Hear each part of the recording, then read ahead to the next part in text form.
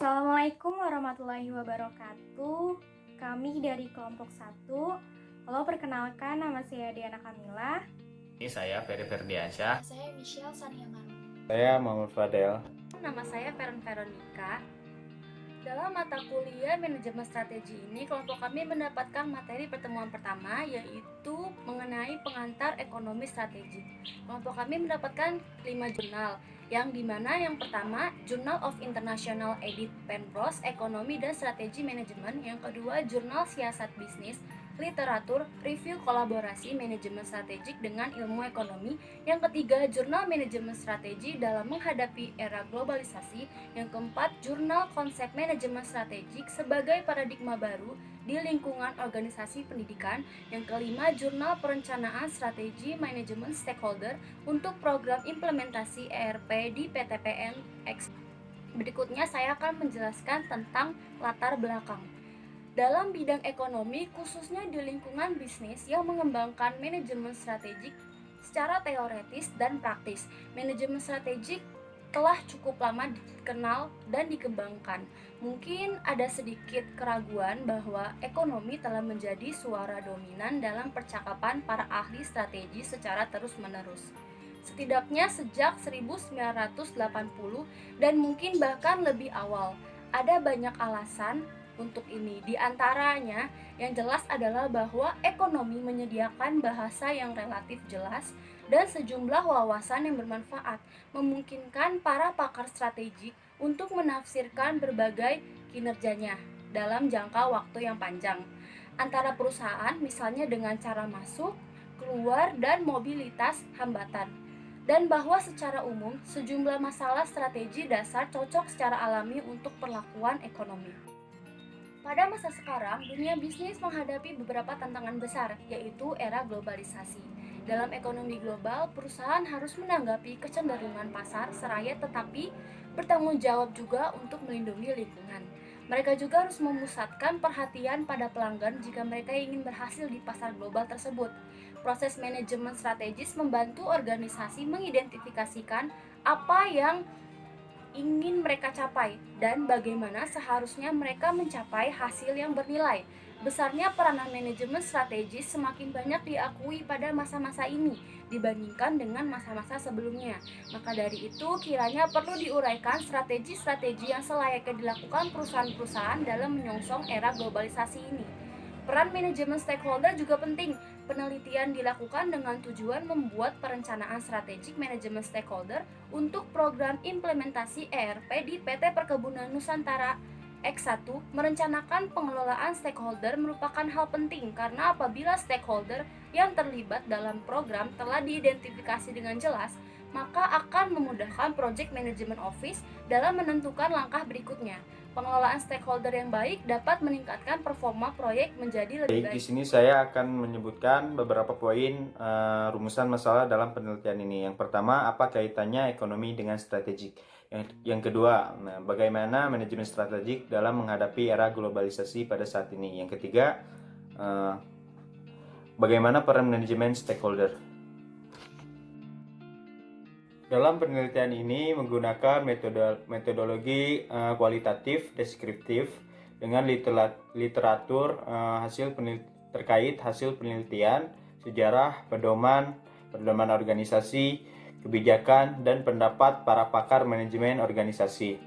Dalam manajemen stakeholder, metodologi penelitian terdiri dari 3 tahap utama dengan subaktivitas di dalamnya.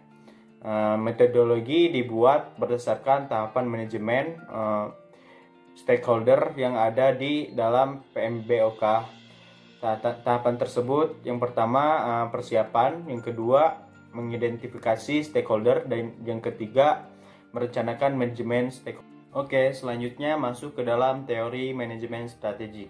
Manajemen strategik adalah perencanaan berskala besar yang berorientasi pada jangkauan yang lebih jauh dan ditetapkan sebagai keputusan manajemen puncak agar memungkinkan organisasi berinteraksi secara efektif dalam usaha menghasilkan sesuatu yang berkualitas dengan diarahkan pada optimalisasi pencapaian tujuan dan berbagai sasaran organisasi.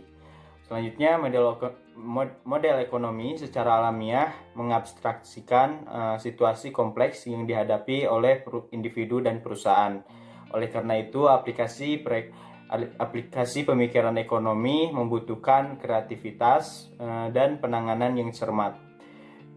Selanjutnya, membutuhkan pengenalan hambatan-hambatan yang membebani perusahaan oleh faktor-faktor kesalahan sejarah, organisasi, dan politik.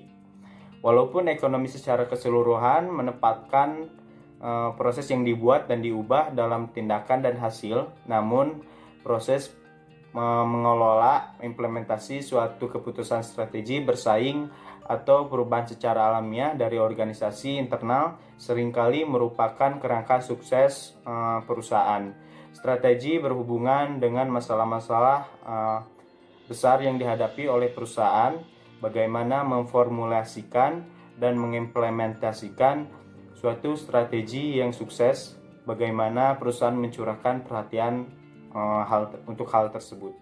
Manajemen strategik dan ilmu ekonomi tidak lepas dari perkembangan ekonomi global dan persaingan dunia bisnis untuk memperoleh keunggulan bersaing. Manajemen strategik secara jelas dipengaruhi oleh pemikiran ekonomi. Ilmu ekonomi mengkaji tentang kinerja pasar dan alokasi dan koordinasi sumber daya. Sementara itu, manajemen strategik berkaitan dengan koordinasi dan alokasi sumber daya dalam perusahaan. Selanjutnya saya akan menjelaskan globalisasi adalah penyebaran inovasi ekonomi ke seluruh dunia serta penyesuaian politis dan budaya yang menyertainya. Proses manajemen strategis membantu organisasi mengidentifikasi apa yang ingin mereka capai pada era globalisasi.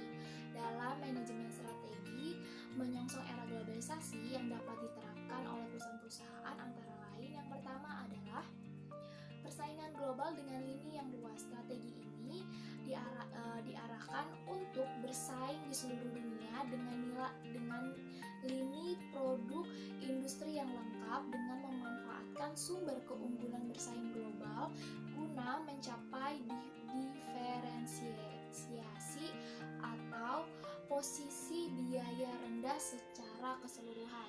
Yang kedua adalah fokus global. Strategi ini membidik segmen tertentu dari industri di mana perusahaan bersaing di seluruh dunia. Yang ketiga adalah fokus nasional. Strategi ini memanfaatkan perbedaan pasar nasional untuk menciptakan pendekatan. Fokus pada suatu pasar nasional tertentu memungkinkan perusahaan mengungguli perusahaan global. Yang keempat yaitu ceruk atau celah yang terlindung.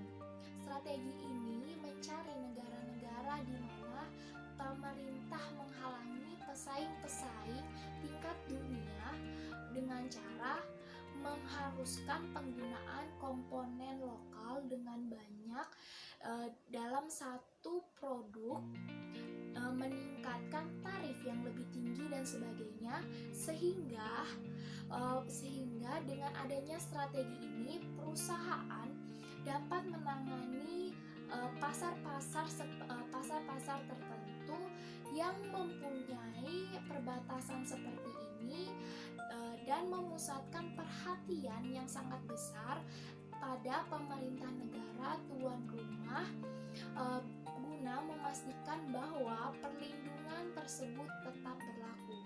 Yang kelima adalah analisis lingkungan eksternal. Strategi ini perusahaan harus melakukan analisis eksternal perusahaan yang seringkali bersifat menantang dan kompleks. Dengan begitu dapat mengembangkan kemampuan yang berguna untuk mengidentifikasi peluang dan ancaman yang ada dalam lingkungan eksternal mereka.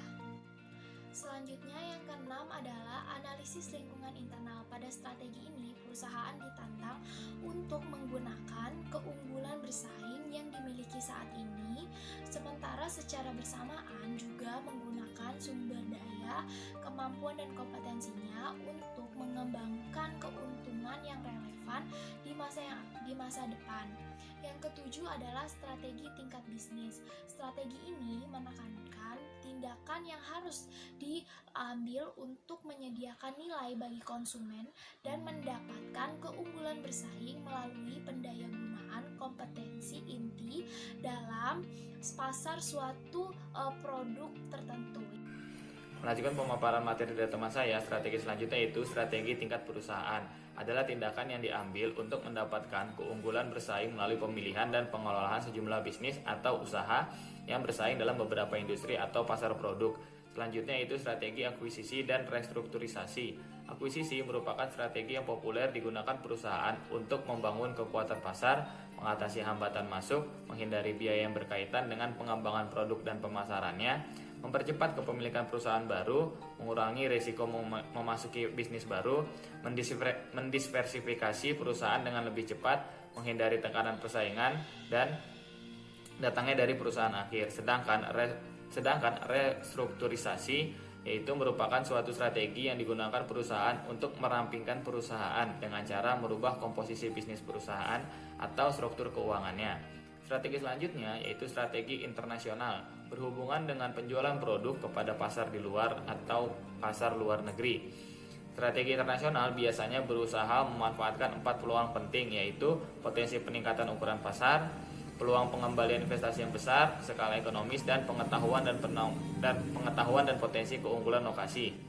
Selanjutnya itu kepemimpinan strategis. Kepemimpinan ini diperlukan untuk merumuskan dan menerapkan strategi dengan sukses. Kepemimpinan strategis mencakup kemampuan untuk mengantisipasi visi dan mempertahankan fleksibilitas, memberikan wewenang kepada orang-orang lain dalam menciptakan perubahan strategis, dan juga kepemimpinan strategis ini mencakup arah strategis, pemanfaatan dan pemeliharaan kompetensi inti, pengembangan modal manusia, pemeliharaan budaya korporat yang efektif, dan penekanan kepada praktek-praktek etis dan pembangunan pengendalian strategis. Peran manajemen stakeholder juga penting. Tujuan utama dari manajemen stakeholder yaitu mengelola keterlibatan para stakeholder. Minimnya keterlibatan stakeholder dapat menimbulkan berbagai permasalahan.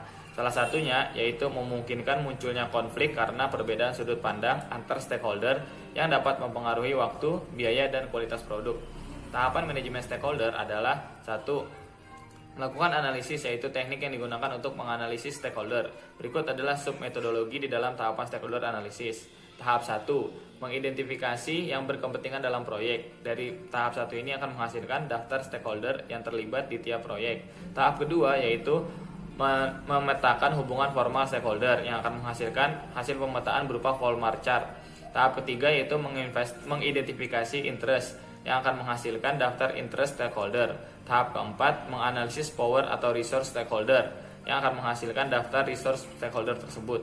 Tahap kelima yaitu membuat visualisasi matriks interest dan power yang akan menghasilkan matriks atau power stakeholder. Nah, dari penjelasan tersebut maka akan dihasilkan analisis tentang stakeholder yang dimiliki oleh perusahaan. Oke, saya akan melanjutkan, yaitu yang kedua, membuat strategi manajemen stakeholder. Pada tahap ini, tiap stakeholder akan dibuatkan rencana strategi manajemen terkait bagaimana PMO harus memperlakukan stakeholder sesuai dengan power dan interest-nya. Nah, yang ketiga, melakukan validasi strategi manajemen stakeholder. Nah, strategi yang telah dibuat perlu divalidasi oleh pihak perusahaan. Nah, validasi ini berguna untuk melakukan pengecekan apakah strategi manajemen yang dibuat sudah paling sesuai dengan power dan interest dari setiap stakeholdernya. Nah, strategi manajemen stakeholder berdasarkan hasil literatur didapatkan bahwa terdapat bermacam-macam kegiatan manajemen stakeholder yang dapat dilakukan oleh PMO terhadap stakeholdernya. Kegiatan antara stakeholder satu dengan lainnya bisa saja sama, namun akan ada perbedaan di bagian konten bahasa kegiatan. Oke, dalam presentasi ini dapat disimpulkan yang pertama, bahwa hubungan antara ilmu ekonomi dan manajemen strategik, di mana ilmu ekonomi dan manajemen strategik bukanlah dua hal yang sama di dalam riset maupun praktek. Terdapat indikasi yang kuat bahwa teori ekonomi baru banyak menjanjikan harapan, tetapi pemikiran ekonomi lama dalam bentuk organisasi industri telah banyak memberikan kontribusi. Nampak pengembangan dari manajemen strategik telah memperoleh keuntungan dari pengaruh ilmu ekonomi, tetapi pengaruhnya tidaklah hanya dalam satu arah. Nah, yang kedua, manajemen strategik menekankan suatu organisasi untuk lebih proaktif daripada reaktif dalam menentukan masa depannya. Untuk itu diperlukan bagi organisasi tersebut untuk mengambil inisiatif dan melakukan aktivitas yang bisa mengendalikan keadaan perusahaan. Kunci sukses dalam manajemen strategi adalah komunikasi melalui saluran komunikasi. Maka manajer dan pekerja mempunyai tekad untuk mendukung organisasinya. Yang ketiga, era globalisasi meningkatkan saling ketergantungan antara negara industri dan kemungkinan terjadinya integrasi pasar internasional. Nah, kondisi-kondisi ini mendorong perusahaan-perusahaan global untuk memikirkan mengenai strategi yang harus diterapkan untuk mengembangkan keunggulan bersaing yang berkesinambungan. Nah, yang keempat, peran atau fungsi utama manajemen stakeholder adalah membantu membuat suatu kebijakan, aturan, atau proyek agar sesuai dengan tercapai dengan arah pengembangan organisasi atau perusahaan. Secara umum, baik langsung maupun tidak langsung, peran mereka akan mempengaruhi pergerakan suatu organisasi atau perusahaan. Tanpa pemangku kepentingan atau stakeholder ini, organisasi atau perusahaan tidak akan terarah untuk mencapai tujuannya. Oke, sekian presentasi dari kelompok kami. Kurang lebihnya mohon maaf. Wassalamualaikum warahmatullahi wabarakatuh.